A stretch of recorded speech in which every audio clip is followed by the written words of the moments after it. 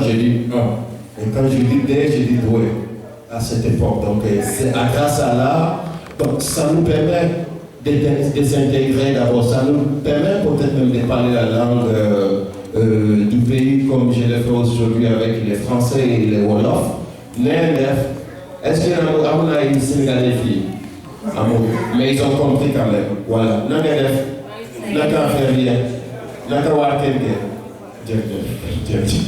Donc du coup, voilà un anglophone qui voyage et qui apprend des langues de bien sûr, donc ça facilite. L'intégration, c'est d'abord la langue. On n'est pas obligé de rassembler l'autre, mais si on peut communiquer avec la personne, ça nous donne une facilité énorme. Et aujourd'hui, c'est ce qu'on est en train de faire, même si déjà c'est un peu difficile, mais là, on a les Français. Donc on arrive à se communiquer avec les gens, oui. Donc là, nous permet, c'est pourquoi de plus en plus, je suis vraiment content de voir des jeunes migrants qui viennent, qui disent tiens, au Maroc, on peut faire quelque chose. Pourquoi je suis resté au Maroc?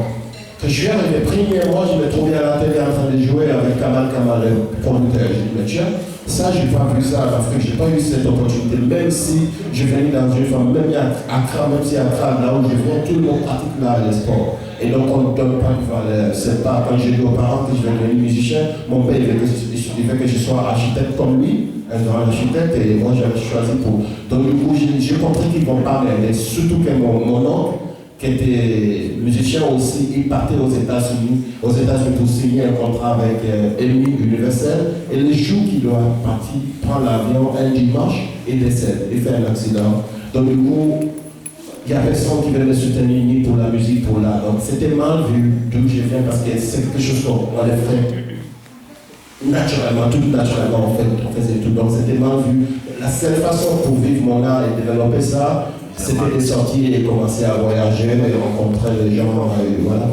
Alors justement, tu as parlé de la langue et c'est très très important parce que forcément, qui dit intégration, pour communiquer, forcément, il faut qu'il y ait aussi un langage commun. Et là, justement, je me tourne vers vous, monsieur Saïd Chouabi.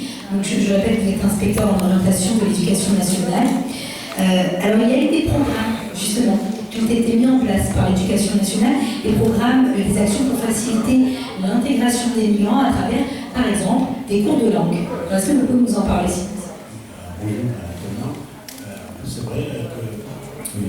Bonjour tout le monde. C'est vrai que le ministre de l'Éducation nationale a instauré un système pour l'intégration des enfants immigrés au Maroc, en partenariat avec les associations, par exemple à Rabat, il y a l'association Orient-Occident qui fait un travail préscolaire surtout pour l'apprentissage de la langue arabe. Parce que les enfants des immigrés africains, ils pratiquent la langue française, la communication mieux que les enfants. Ils sont très en avance. Mais ce qui leur manque, c'est la langue arabe. Avec ces cours préliminaires, ils arrivent à intégrer. Mais ce que je souhaite, moi, à travers le cadre d'orientation, qu'ils sensibilisent les élèves, que ce soit au lycée, au collège, en primaire, qu'ils acceptent l'autre. Un immigré, il a le droit à l'autre. L'autre, c'est moi. Il faut l'accepter parce qu'un immigré, il a un apport. Il va enrichir notre culture et c'est pour le bien de notre pays. Il y a des immigrés qui ont modifié la face du monde. Par exemple, Albert Einstein, c'est un immigré aux États-Unis avec la relativité. Le prophète Joseph a sauvé l'Égypte de la famine. Il y a plusieurs immigrés qui ont changé tout le monde. Il faut accepter l'autre, comme disait Mère Teresa. Si tu juges les gens, tu n'as pas le temps de les aimer. Alors il faut les aimer d'abord. Et comme je termine avec, parce que là, on peut changer le monde, il y a un petit pays méconnu, mais grâce à là, il est connu mondialement, c'est grâce à Bob Marley, la Jamaïque. One love, one heart. Et merci.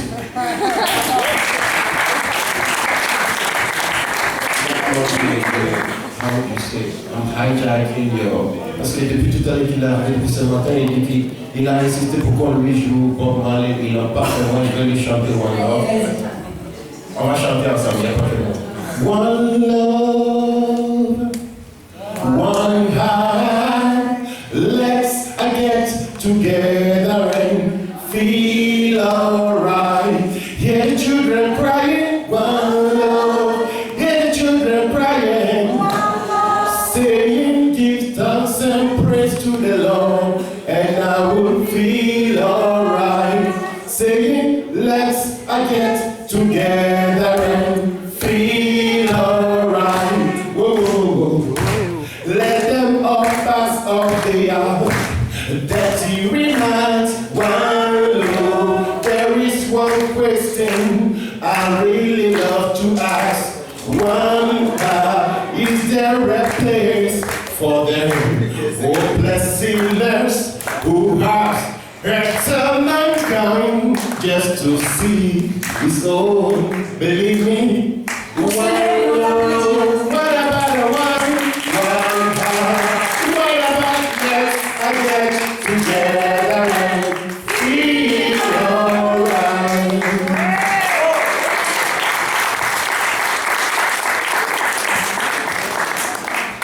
Merci Ruben. Alors justement, quelqu'un aussi qui parlait beaucoup d'amour et qui était aussi contre le racisme et qui a montré énormément ça dans ses œuvres. C'était bien sûr Leila Alaoui, justement cette photographe franco-marocaine qui a été lâchement assassinée à Ouagadougou. Alors justement, on a Moustapha Ibili, fondateur donc, de la fondation Leila Alaoui, avec l'objectif, comme je le disais tout à l'heure, de faire vivre déjà les œuvres de cette grande artiste et aussi de donner un coup de main aux jeunes passionnés de photos. Vous avez déjà, vous personnellement, un parcours très très intéressant. Vous avez fait découvrir et produit des artistes marocains que vous avez ramenés en Europe. Pour la petite histoire, Najat Artabo, je ne sais pas si je le prononce bien, vous m'excuserez, vous avez réussi à faire produire Najat Artabo à l'Olympia en 1984. Donc, vous avez ramené beaucoup d'artistes en Europe, vous avez participé justement à ce rayonnement des artistes marocains sur les scènes en Europe. Est-ce que déjà vous pouvez nous parler de cette expérience? Finalement, on est tous des immigrés autour de cette table.